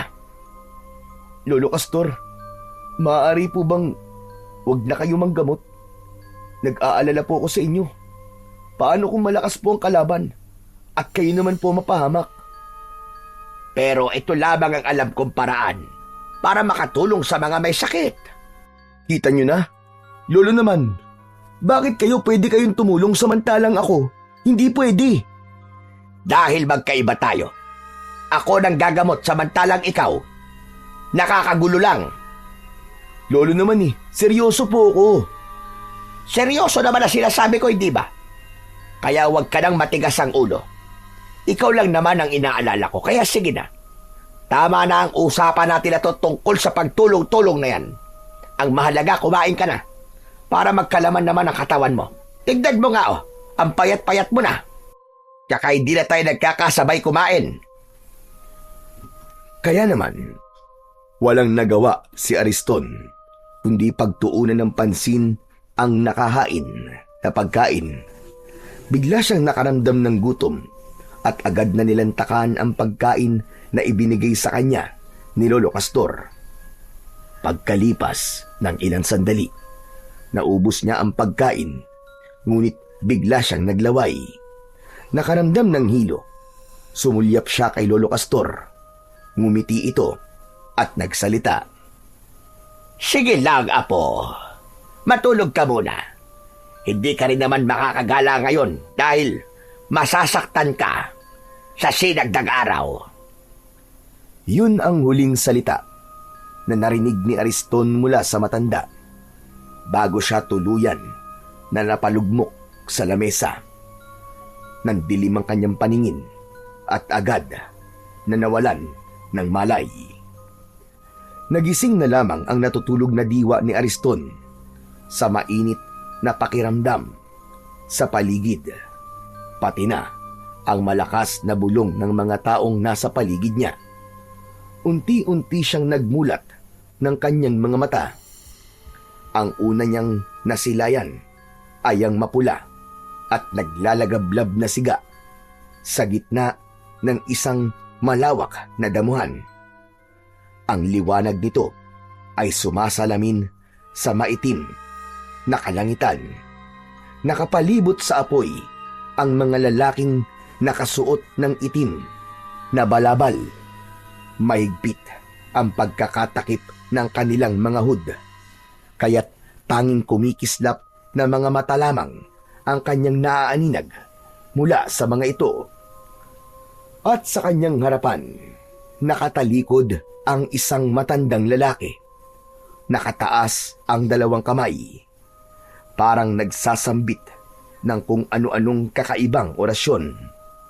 Ang tinig ay paos, ngunit palakas ng palakas. Bumibigkas ng mga salitang hindi mawari, mga sinaunang bersikulo na hindi banal, kundi salitang may kinalaman sa kadiliman. Maya-maya pa ay nagsalita ng Tagalog ang matanda.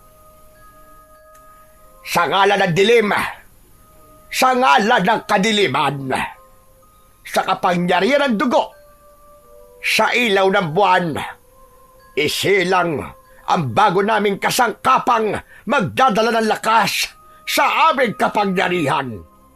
O katas-tasang hari ng kadiliman, dinggin mo ang aking dalangin. Ang aking alagad ay palakasin. Saniban mo siya ng iyong kapangyarihan at pagkalooban mo ng buhay na walang hanggan. Hindi siya maaaring magkamali Si Lolo Castor ang nasa harapan niya habang ito ay nagsasambit ng mga salita.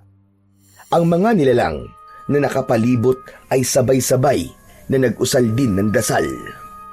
Mabagal sa simula, para bang bulong na umiikot sa hangin.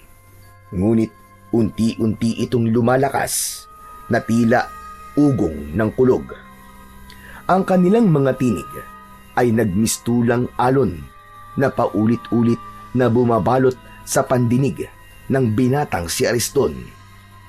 Pinaparamdam sa kanya ang bigat ng ritual na isinasagawa ng mga kampon ng kadiliman.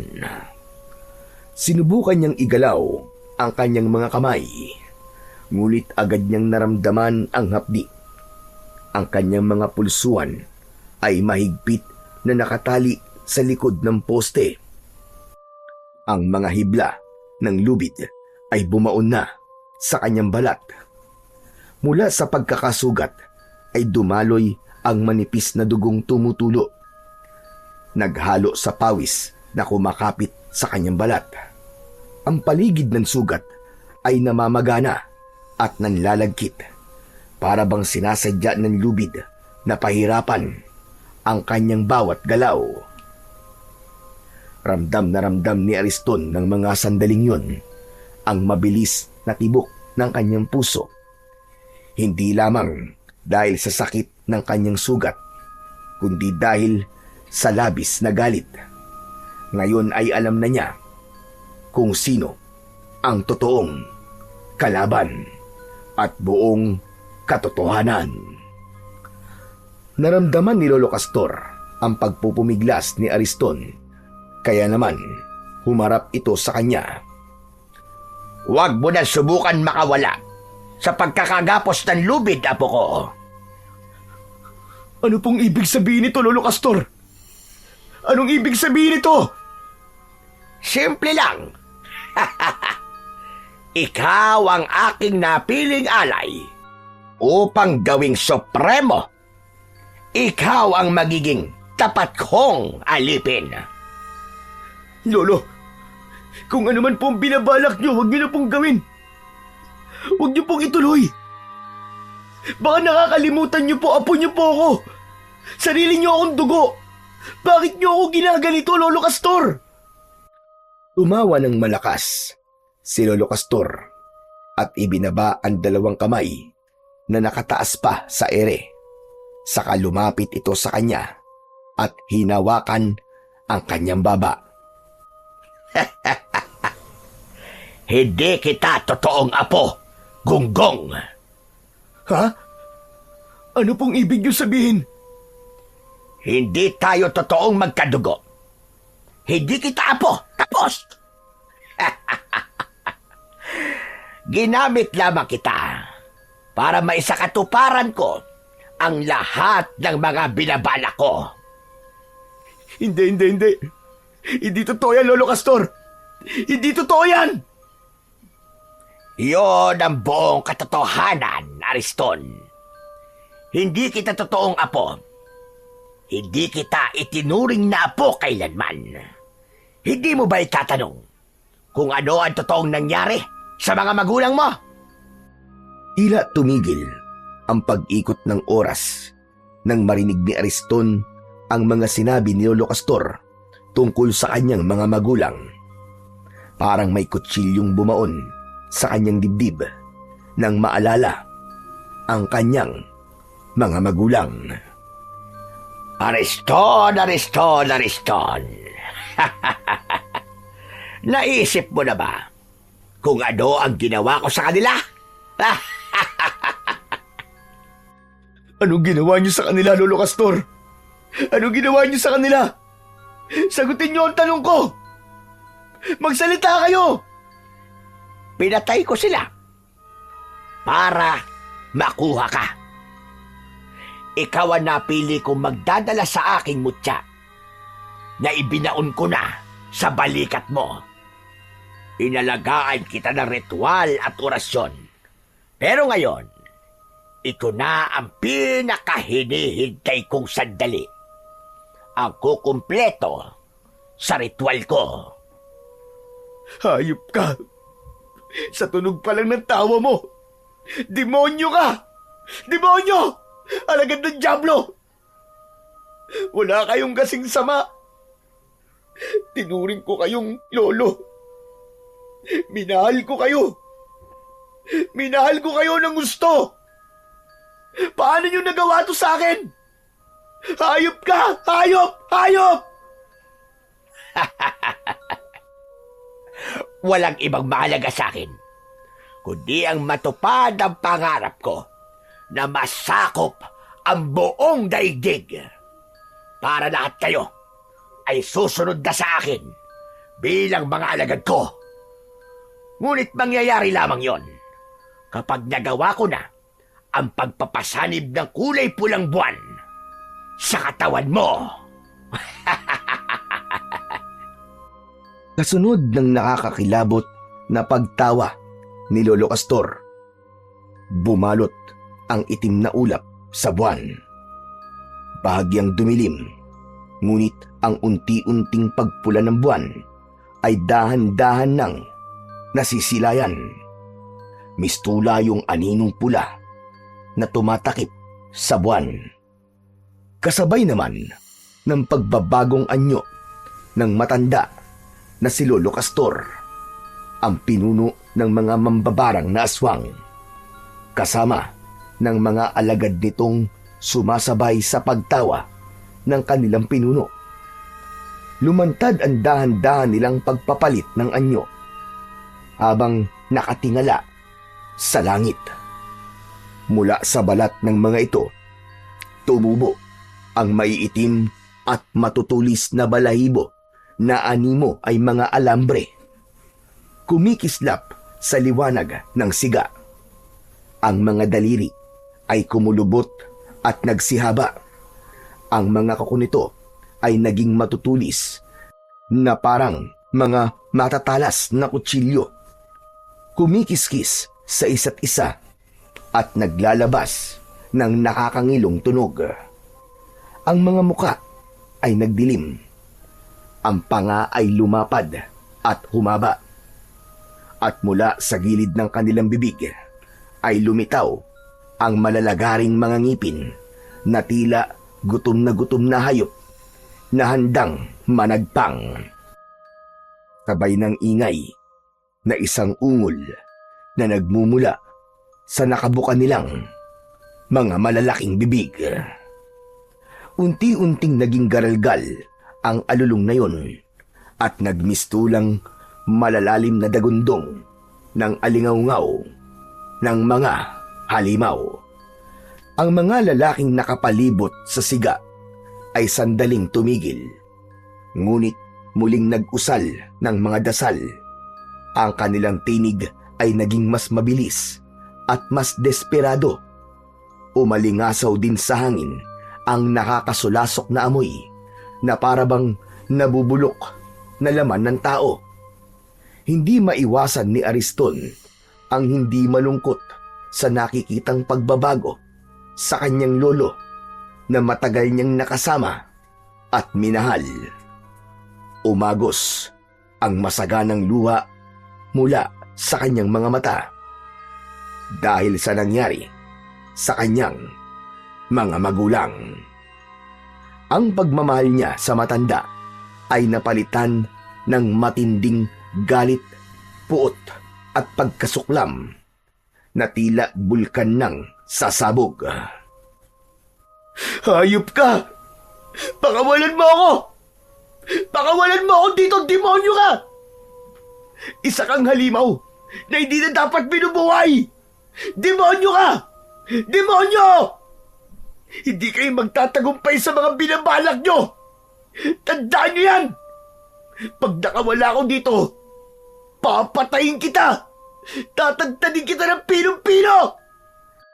Umalingaw-ngaw ang galit na boses ni Ariston. Ngunit hindi pa man nakakasagot si Lolo Castor. Nagsimulang pumula ang kulay ng paligid. Biglang sumilip ang kulay pulang buwan mula sa ulap. Ang liwanag nito ay tumama ng diretso sa katawan ni Ariston. Para bang kuryente yon na binalot ang buong katawan ng binata. At sa isang iglap, naramdaman ni Ariston ang walang kasing sakit na pagtama ng kung anong bagay sa kanyang dibdib. Naglaho ang kanyang galit at napalitan ng tila pagkalimot sa kanyang katauhan. Ang kanyang balat ay tila nagningning na para bang kumikislap na bakal. Bawat hibla ng damit ay nagliyab ng bagya at napunit. Nagkalasog-lasog sa lakas ng enerhiya. Ang mga ugat sa kanyang mga braso ay nagpakita.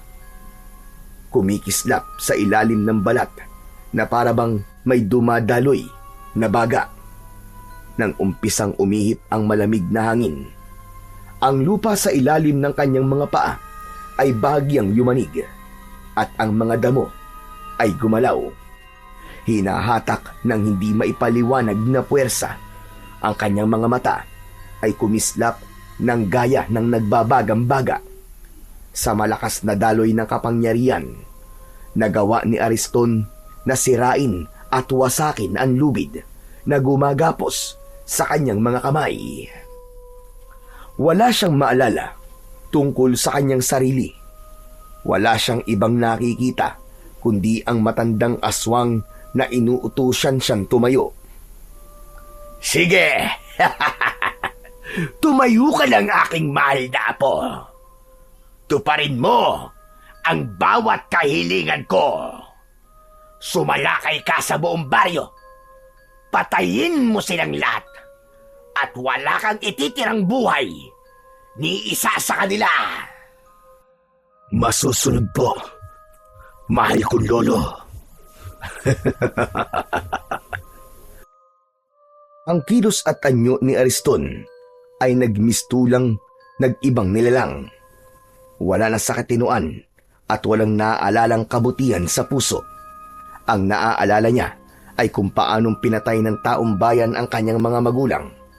Kaya naman, bumalot ang galit sa kanyang dibdib. Sige, ipagiganti mo ang mga nangyari sa mga magulang mo, apo ko. Ipagiganti mo! Manasanang maglalakad si Ariston para sundin ang utos ni Lolo Castor nang biglang dumating si Mang Ebreo. Dala ang pang-spray ng lason sa tubo. Naamoy kagad ni Ariston ang bawang sa kagamitan na hawak ni Mang Ebreo. Ariston, gumising ka! Siya ang totoong kalaban! Huwag kang sumunod sa utos niya! Gumising ka, iyo! Huwag kang maniwala sa kanya, apo. Siya ang tunay na pumatay sa mga magulang mo. Naguguluhan na nagpalipat-lipat ng tingin si Ariston sa dalawa. Wala siyang maalala at hindi niya naiintindihan ang mga sinasabi ng mga ito. Sa kanyang nalilitong isip, nahawakan niya ang kwintas. Tila may puwersang nagpapaalala sa kanya ng konting eksena na natatandaan niya. Nakita niya sa kanyang alaala si Mang Ebreo habang nakikipaglaban ito sa mga halimaw, pati na ang mga ibinili nito sa kanya. Kasabay nito, lumiwanag ang kanyang mga mata. Sino ba talaga nagsasabi sa inyo ng totoo? Sino? Ako, Ariston! Ako ang nagsasabi! Nangako ka na hindi ka magpapasanib sa kasamaan! Ako ang paniwalaan mo, apo. Ako nagsasabi sa iyo ng totoo. Patayin mo ang lalaki niyan dahil siyang pumatay sa mga magulang mo. Kalokohan! Hindi ko pinatay ang mga magulang mo, Ariston. Dahil ako ang tunay mong ama. Siya ang totoong pumatay sa pamilya ko. Sa nanay mo. Malinaw na ngayon ang lahat sa akin. Siya ang pumatay sa pamilya natin, Ariston! Pagkatapos nun, umikot ang mga alagad ni Lolo Castor sa binata at umatake ang mga ito kay Mang Ebreo. Pinisprayan naman ni Mang Ebreo ang mga kalaban. Binunot nito ang itak at gamit ang kwintas, kinalaban ng lalaki ang mga aswang.